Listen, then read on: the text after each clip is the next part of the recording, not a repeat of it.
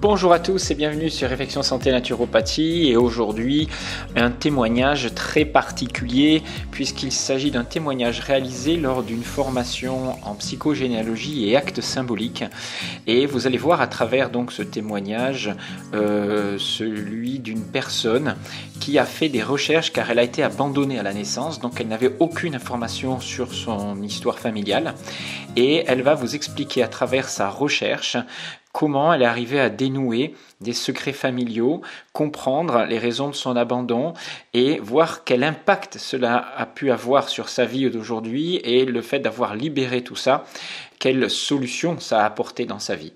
Voilà, alors c'est un petit peu particulier, ça sort un petit peu du contexte de ce que vous connaissez peut-être de la naturopathie, mais je pense qu'on ne peut pas prétendre travailler sur la santé dans sa globalité si l'on ne sait pas avoir accès à l'inconscient et connaître et avoir des outils pour libérer toutes ces mémoires qui nous impactent aujourd'hui. Voilà, si ce type de stage vous intéresse, puisque c'est des stages de décodage biologique, d'approche psychobiologique de la maladie, de psychogénéalogie et de libération émotionnelle, sachez que vous pouvez y participer en vous inscrivant et vous procurer aussi les enregistrements de ces formations. Et je vous invite à aller vraiment jusqu'au bout, puisque à la suite de ce témoignage, le surlendemain, a eu des révélations liées à des libérations émotionnelles, à des actes symboliques faits pendant ce stage. Je vous laisse donc avec ce très beau témoignage. Alors, on est au cœur donc de ce séminaire de généalogie actes symboliques. Et j'ai demandé à Anne de faire un témoignage pour vous montrer la réalité de ce que c'est qu'une recherche généalogique. Alors elle est d'autant plus spectaculaire, je trouve, forte, que toi tu as été abandonnée, hein, c'est ça hein, je suis née sous X. Ouais. Elle est née sous X, hein, elle ne connaissait rien à sa généalogie. Et donc elle a dû faire un travail d'enquêtrice impressionnant, les liens qu'elle a découverts. J'ai été, moi, estomaqué par ce témoignage-là quand elle l'a fait. Et depuis, ça date déjà depuis la dernière fois que tu m'en avais parlé, c'était il y a 2-3 ans. 2 ans et demi, oui. Ouais, c'est ça. Et donc elle a encore avancé. Donc voilà, je vous laisse avec ce petit témoignage qui va vous permettre d'avancer, j'espère. Parfait. Alors moi, je suis née sous X en 1987 à Metz, donc je suis du coin. J'ai été adoptée par un couple qui était marié depuis une dizaine d'années, et donc ma maman a découvert sa stérilité après le mariage. Et donc ils ont décidé de faire une demande d'adoption qui a abouti au bout de 7 ans. J'ai été placée à la pouponnière de Plappeville seulement 3-4 jours après ma naissance. Et la première fois qu'ils sont venus me voir, donc j'avais 2 mois, la première impression qu'ils ont eue, c'était que j'étais un bébé qui avait l'air d'être malade. J'étais limite squelettique et tout orange en fait. Et donc les puéricultrices expliquaient que il y avait beaucoup d'enfants à s'occuper, donc pour nous caler, ils nous mettaient déjà de la carotte dans le biberon, quoi.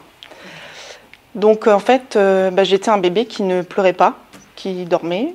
Donc ça, c'est vrai que mes parents n'ont pas eu de soucis par rapport à ça.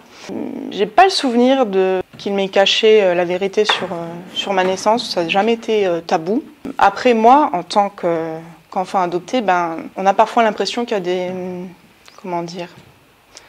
des différenciations qui sont faites entre les petits-enfants. J'avais toujours l'impression que par rapport à mes cousins-cousines, j'étais un peu mise à l'écart, que j'avais pas le même traitement que les autres.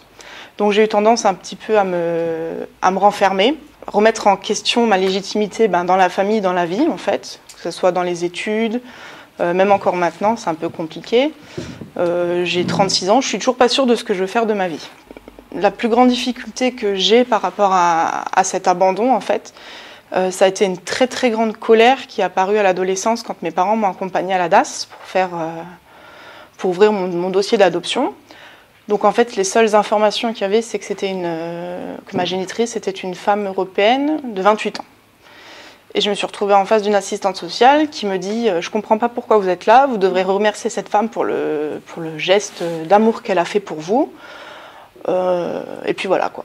Donc c'est un peu moyen, un peu limite au niveau des administrations, on n'est pas assez reconnu. Donc je me suis retrouvée à 16 ans avec des adultes qui me disent non, ta vie ça sera ça, tu ne sauras pas d'où tu viens, tu n'as pas besoin d'avoir les réponses à tes questions. Donc une colère très, très forte. Je me suis renfermée, donc très peu d'amis, beaucoup à la maison. En fait, je mangeais mes émotions. J'ai commencé à prendre beaucoup de poids à cette période-là parce que je pense que je compensais par la nourriture en fait. Et du coup, c'est quand je suis devenue maman en fait que ça m'a un petit peu apaisée parce que quand ma fille est née avec un mois d'avance à cause d'un diabète gestationnel que j'ai développé, et en fait ils me l'ont enlevée, ils me l'ont mise en couveuse, voilà, pendant 3 heures. Je crois que ça a été les 3 heures les plus difficiles de ma vie. Donc je me suis mise un peu à la place de ce que ma génitrice a pu ressentir, de se retrouver dans un service de maternité avec des mamans, avec leurs bébés, et d'être là toute seule. Je pense que ça a dû être très difficile. Donc en fait, ça m'a un petit peu apaisée, et j'ai eu besoin à un moment donné de recommencer mes recherches. Donc mon mari m'a fait acheter un de ces fameux tests ADN là, qu'on peut faire à la maison. Et j'ai eu une correspondance ADN d'environ 2% avec une dame. Et en parallèle, j'étais en lien avec un détective privé qui est spécialisé dans l'accouchement des nés sous X. Et donc il m'a dit, mais vous inquiétez pas, avec 2%, je retrouve votre génitrice sans problème. Donc ça a été 18 mois de recherche, plutôt intense. Et un matin, il m'appelle, il me dit, voilà, j'ai retrouvé votre génitrice, elle s'appelle comme ça, j'ai sa photo. Vous avez un demi-frère plus âgé d'un premier mariage, un demi-frère plus jeune d'un second mariage. Et je suis en lien avec votre oncle, il a accepté de faire le test ADN et il veut vous rencontrer. Donc je suis remontée, parce que j'habite en Espagne, je suis remontée sur Metz au mois de novembre. Et j'ai eu la chance de rencontrer 2 oncles du côté de ma génitrice, qui m'ont en fait expliqué qu'il n'y avait que eux 2 qui savaient pour la grossesse. En fait, elle l'avait caché à tout le monde. Et du coup, en fait, ils expliquaient qu'ils l'ont vue enceinte. Pendant 3 jours, elle a disparu, elle est revenue, pas de bébé, elle avait accouché, et ça a été le gros sujet tabou en fait entre eux. Et ça, du coup, ça, on va dire que ça a mis un peu du plomb dans l'aile dans la relation, parce que les 2 oncles là sont très très famille. Donc j'ai eu quelques informations sur la famille, sur ma génitrice. En fait, au moment de mon arrivée, elle était en procédure de divorce, mais elle était en couple avec un autre homme, mais pas de travail, pas de vie stable en fait. Donc c'est pour ça qu'elle a décidé de me confier à l'adoption. Et en fait, elle ne souhaite pas du tout me rencontrer à l'heure actuelle. Et elle ne veut pas non plus donner l'identité de mon géniteur. Donc pour l'instant, en fait, c'est déjà une très grande avancée, mais j'ai pu travailler, grâce à Jean-Brice, quand j'ai commencé le décodage biologique, j'ai déjà travaillé sur l'arbre généalogique de ma famille adoptive. Parce qu'en fait, depuis toute petite, je me suis rendu compte que j'avais des émotions qui me traversaient par moments, comme de la colère ou de... je ne sais pas comment trop expliquer. Et j'ai toujours dit, ça ne m'appartient pas, je ne sais pas à qui c'est pas à moi. Ou des passions, comme j'adore l'histoire, les vieilles perles, les vieilles pierres, les châteaux. Et à un moment, je m'intéressais beaucoup à la Seconde Guerre mondiale. Et pareil, je ne sais pas d'où ça vient, parce que c'est quelque chose qui n'était pas dans la famille. Et je me suis heurtée, en fait, quand j'ai commencé à faire des recherches un peu dans ma famille adoptive, à ma grand-mère, qui s'est fermée complètement à toutes mes demandes sur la famille. On sentait qu'il y avait des secrets très lourds dont elle ne voulait pas parler. Et du coup, moi, j'ai pris du recul par rapport à cette grand-mère parce qu'elle était très dure, elle était froide. J'ai jamais manqué de rien matériellement, mais sur le plan émotionnel, c'était pas ça. Donc, quand on a 20 ans, on se dit, bon, on est encore dans le jugement, on sait pas trop. Et en fait, de faire cet arbre généalogique, ça m'a permis de comprendre beaucoup de choses par rapport à cette grand-mère. Et j'ai découvert qu'il y a des répétitions, mais incroyables, en fait, sur plusieurs générations. Que ça soit au niveau des prénoms, des métiers, c'est impressionnant que ça soit. Alors, je compare le côté, l'arbre généalogique de mon papa et de ma maman. Des métiers identiques, des prénoms identiques, des maladies identiques, telles qu'on a des cas de cancer. Mon grand-père et mon père ont failli mourir tous les 2 dans les mêmes circonstances après une chute très grave sur la tête. J'ai un exemple, j'ai un oncle qui est éducateur spécialisé, je suis éducatrice spécialisée, et tous les 2, on a une de nos filles qui a des problèmes psy. J'ai une cousine qui souffre d'anorexie mentale et d'autres pathologies. Et moi, j'ai ma fille aînée qui est atteinte d'autisme Asperger à haut potentiel. Donc ça, on répète un petit peu. Ma grand-mère, en fait, se bloquait par rapport à la Seconde Guerre mondiale. parce que j'ai découvert que mon grand-père était résistant pendant la Seconde Guerre mondiale. Il a fait un enfant avec une dame du village qu'il n'a pas reconnue avant d'épouser ma grand-mère, donc c'est un peu les secrets de Polichinelle, on va dire. Et ma grand-mère, en fait, au moment de la guerre, elle a un fiancé qui est décédé dans un camp de concentration. Et ça, je ne le savais pas. Et au moment de faire un devoir en classe, on nous a laissé le thème libre, en fait. Moi, je ne sais pas pourquoi, j'ai choisi de faire un mémoire sur les camps de concentration. Donc ça a été difficile pour ma grand-mère, mais elle ne me l'a pas dit, en fait. Et en fait, pendant la Seconde Guerre mondiale, donc, elle a vécu avec une compagnie d'Allemands dans la maison. Donc, je sais qu'elle a assisté à des exécutions, des viols, mais je ne sais pas si elle en a subi elle-même. Ça, jamais personne ne l'a dit. Et en fait, tout ça, je l'ai découvert une fois qu'elle était décédée. Les langues se sont déliées une fois qu'elle n'était plus là. C'était les cousins, cousines qui disaient « Ah oui, effectivement, ta grand-mère, il y a eu ça, grand-père, il y a eu ça, tonton est mort, il a eu telle maladie, oui, je sais qu'un tel aussi. » Ça fait un peu bizarre de se dire qu'en fait, il a fallu attendre que la personne avec qui j'avais besoin de parler en fait décède pour avoir les réponses, quoi. Et de l'autre côté, j'ai l'arbre généalogique de ma maman. Et je pense qu'il n'y a pas de hasard quand on est né sous X, qu'on a adopté. Je suis pas arrivée dans cette famille-là par hasard parce que ce qui revient le plus régulièrement dans l'arbre là, et dans celui de mon papa, c'est les enfants non reconnus, les enfants abandonnés et les enfants de la DAS, comme moi. Donc mon grand-père a fait un enfant en mariage qu'il n'a pas reconnu. De l'autre côté, j'ai mon grand-père qui est né d'une dame qui visiblement était une prostituée. Et le papa était un soldat espagnol qu'il n'a jamais connu, il a été abandonné. Et du coup, il y a moi qui a suivi, si je puis dire, dans l'arbre. Et ce grand-père est décédé l'année dernière en août. Sur tous les petits-enfants qu'il a, je suis la seule à être allée le voir à l'hôpital. Parce qu'en fait, il était, comment dire, très, très dur. Il avait réussi à repousser toute la famille. Et une de mes cousines m'a demandé « Mais pourquoi tu allais le voir à l'hôpital ?» Je pense qu'on avait un lien particulier tous les deux et je me disais, j'aimerais pas être à sa place sur mon lit de mort et pas avoir les réponses en fait. Quelque part, j'ai compris un peu cette colère qu'il avait et ce nettoyage qu'il avait fait dans sa vie parce que finalement, moi je fais un peu la même chose. À part mon mari, mes filles, j'ai peut-être 2-3 amis, mais pas plus. J'ai pas ce besoin de trop m'éparpiller. Et je pense que lui, comme moi, en fait, on s'est trouvés, en fait, on avait quelque chose en commun. Après, il y a des choses qui sont... Quand on travaille sur maintenant les 3 arbres, parce que du coup, j'ai eu un petit peu des informations sur l'arbre généalogique de ma génitrice, on va prendre la génération des grands-parents. Les grands-mères ont toutes le même métier. C'est les grands-pères qui sont décédés en premier à chaque fois. Le même nombre d'enfants, dans le même ordre, c'est les prénoms identiques, enfin, c'est assez impressionnant. J'ai un exemple que j'utilise beaucoup dans tout ce qui est les recherches de la généalogie et du décodage biologique aussi. On hérite forcément de choses de nos ancêtres. Moi, je sais qu'il y a certaines émotions que j'ai, ça vient pas de moi. Ma fille est née quand elle avait 3 ans.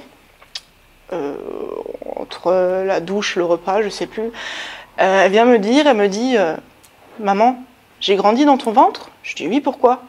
Et elle me dit parce que chez toi, t'étais pas dans le ventre de mamie.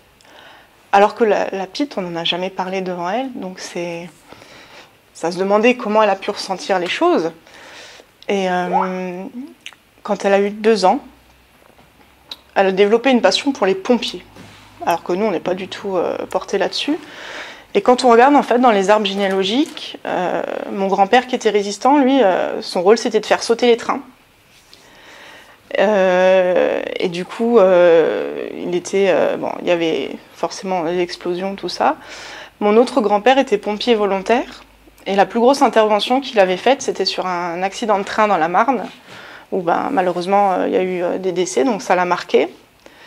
Et mon beau-père est décédé, donc il s'est suicidé par le feu. Donc comment à 2 ans, cette petite puce là qui a une passion soudaine pour les pompiers, quand on regarde l'arbre généalogique, on se dit il y a des choses qui découlent en fait de ses choix et de ses passions.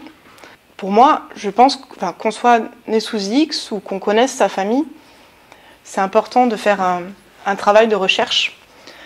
Parce que dans toutes les familles, il y a des secrets, il y a des non-dits, et je pense que ça peut être lourd à porter, pas que pour moi, je pense qu'on est plusieurs dans ce cas-là à le ressentir. Mais c'est un travail qu'il faut faire toujours avec bienveillance, pas de jugement, parce que c'est vrai que à l'époque où ma grand-mère était encore là, où je posais des questions, donc elle avait des réactions assez violentes, c'est vrai que j'étais dans le jugement, je ne comprenais pas. Et maintenant, avec le recul, je me dis que, en fait, elle a fait avec ce qu'elle avait, avec les cartes qu'elle avait en main. Et il y avait, je pense, peut-être de la honte de certaines choses qu'elle a dû faire pendant la guerre, ou qu'elle a vécues, ou des secrets inavouables, ou la peur peut-être que les descendants ne voient plus de la même manière, en fait. Et du coup, ça me permet, en fait, de voir mes 3 arbres généalogiques un peu plus sereinement.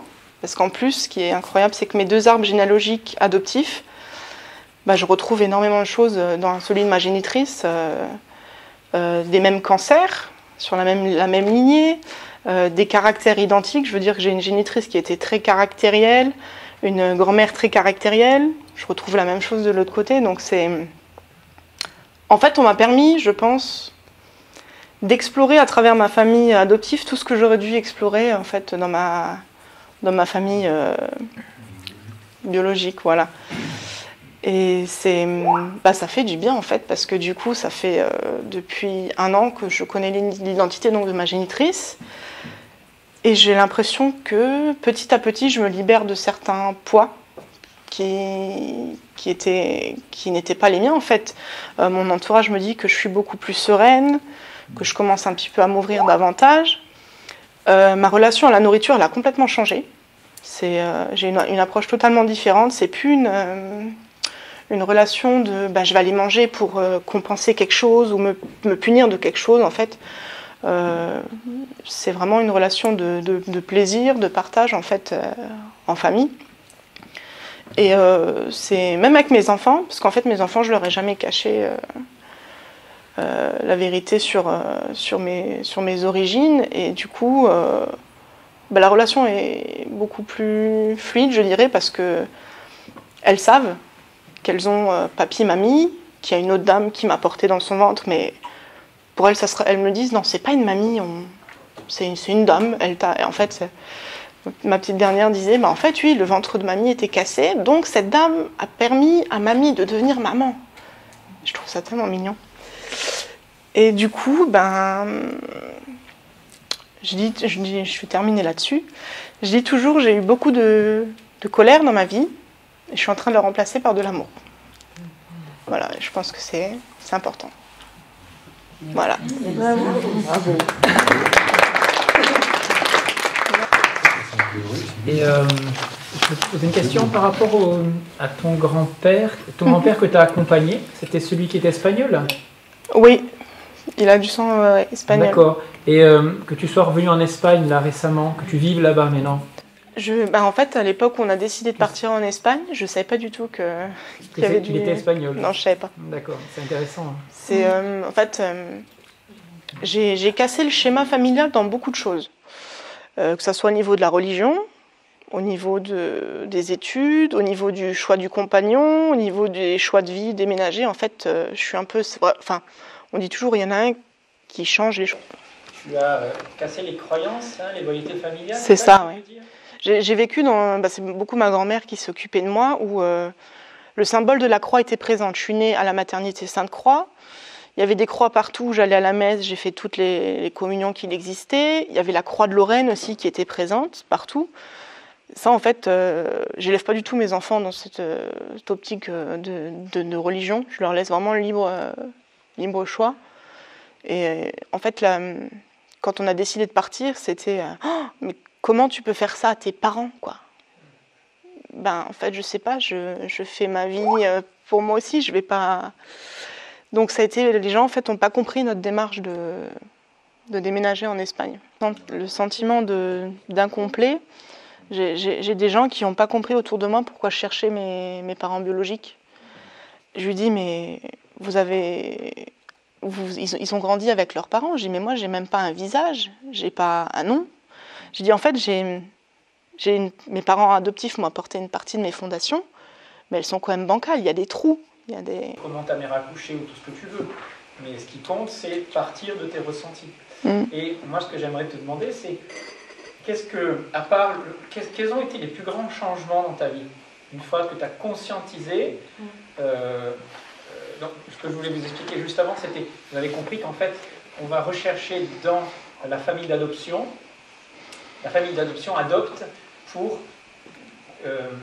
les raisons pour lesquelles on a été abandonné. C'est-à-dire que tu as été abandonné pour une raison X ou Y, hein, voilà, la honte, je sais pas, des choses comme ça. J'ai appris les raisons, en fait. J'ai un demi-frère d'un premier mariage.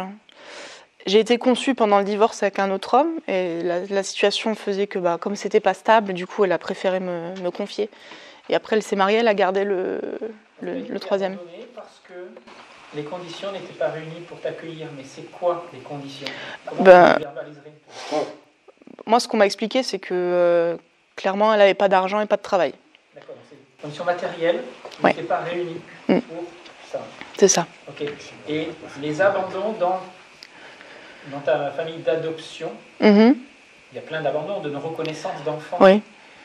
Tu sais pourquoi ils ont eu lieu tout cela? C'était des adultères, des enfants qui étaient dehors? L'enfant non reconnu par mon grand-père, mon grand-père avait une réputation de chaud lapin, donc il courait un petit peu partout. Et en fait, tout le village savait en fait pour cet enfant qu'il n'a jamais reconnu. Et mon grand-père, c'était une maman prostituée avec un homme de passage. Elle ne pouvait pas le garder en fait. C'est pareil, elle n'a pas de situation stable et pas d'argent. C'est ça que je voulais comprendre, c'est parce que vous avez retrouvé dans les deux arbres les mêmes raisons de l'abandon. Voilà. Et en fait, elle fait la famille qui adopte. Qu'est-ce qu'elle fait en fait? Elle répare la généalogie. Elle va compenser par rapport aux enfants qui ont été abandonnés, quoi. D'accord? C'est juste pour... vous savez, cette décharge émotionnelle dont on parlait d'inachevée, il faut qu'elle trouve un échappatoire, une solution achevée à la fin. Tu souhaites poursuivre les recherches ou... Oui, en fait, j'ai commencé une démarche avec le détective privé pour l'identifier, vu que ma génitrice refuse de me donner son identité. Et du côté des deux oncles que j'ai rencontrés, ils ne savent pas du tout qui c'est, parce qu'ils n'ont pas le souvenir de l'avoir vu à un moment donné avec un homme. Donc, il y a certaines personnes qui cherchent juste leur génitrice. J'ai l'impression qu'il me manquerait quand même quelque chose si je m'arrêtais là, en fait. Parce que j'ai des problèmes d'audition et de vision qui sont héréditaires. Ça ne vient pas de ce côté-là, donc ça vient certainement de l'autre côté. Et puis, j'ai été toute ma vie en souffrance de ne pas avoir de frères et sœurs, en fait. Et je sais maintenant qu'il y a 2 demi-frères. Je me dis peut-être qu'un jour, ils seront prêts à m'accueillir dans leur vie, à me rencontrer. Je me dis, mais de l'autre côté, ce monsieur a peut-être refait sa vie. Il y a peut-être des demi-frères, des demi-sœurs de l'autre côté. Oui, forcément, oui. Ok. Bon, on va s'arrêter là. Voilà, à la suite de ce stage et à la suite du fait qu'elle ait travaillé sur son arbre généalogique et qu'elle ait fait des actes symboliques, elle a pu avoir des informations qui sont arrivées 2 jours après, et je vous lis ce qu'elle m'a envoyé comme information parce que c'est assez extraordinaire et ça vous montre la puissance de ce travail qu'on peut faire sur l'inconscient familial. Je voulais te faire un retour sur mon après-stage. Les énergies se débloquent depuis dimanche. J'ai reçu des informations hier, des informations que je n'arrivais pas à avoir depuis des mois. Ma génitrice a expliqué à mon oncle ne pas vouloir donner l'identité de mon géniteur par peur de représailles. Il l'a abandonné à l'annonce de la grossesse. Il est aujourd'hui marié et j'ai un autre demi-frère ou sœur quelque part. Le mari actuel de ma génitrice et mon plus jeune frère connaissent mon existence depuis toujours. Elle ne leur a pas caché. Après avoir reçu ma lettre en novembre, elle a développé des problèmes de vésicule biliaire avec de graves complications de foie nécessitant une transplantation en urgence. Cette génitrice, que l'on m'a décrite comme inaccessible, se dévoile peu à peu. Une cousine éloignée. Et écoutez bien, c'est assez extraordinaire ça aussi, une belle synchronicité. Une cousine éloignée avec qui j'avais une très grande correspondance ADN, qui grâce à la découverte de mon existence a du coup découvert que son père ne pouvait pas être son vrai père, est décédée à 102 ans dans la nuit de vendredi à samedi dernier, c'est-à-dire la veille de ce séjour, de ce stage, pendant ma migraine, la première depuis des mois. Encore merci à toi d'avoir organisé ce stage, de m'avoir permis de m'exprimer. Je pense qu'au-delà du bien-être que cela m'a apporté, il ne fait nul doute que cela a été impactant pour beaucoup des personnes de mon entourage. Voilà, un bel exemple de synchronicité, de circulation des mémoires, de ce que l'on peut libérer en travaillant sur son arbre généalogique, en faisant ce qu'on appelle des actes symboliques, des lettres adressées aux ancêtres par exemple, ou adressées à soi, à son inconscient, à tout ce qui n'a pas pu être libéré. Voilà, je sais que ce témoignage est un peu bizarre pour certaines personnes, c'est un petit peu nouveau, mais on ne peut pas parler et traiter la santé si l'on n'aborde pas les problématiques de l'inconscient, de ce qui est transmis dans notre histoire, dans nos mémoires généalogiques. Et je vous remercie d'avoir écouté jusqu'au bout. J'espère que cela va aider certaines personnes qui, même si elles n'ont pas d'informations sur leur généalogie, leur histoire, leurs racines, vont quand même voir que l'on peut, avec peu d'informations, et voire même mener une enquête, arriver à dénouer beaucoup de choses. Et c'est très important pour la suite de la vie de la personne. Je vous remercie de l'écoute et je vous dis à très bientôt. C'était Jean-Brice Thivan.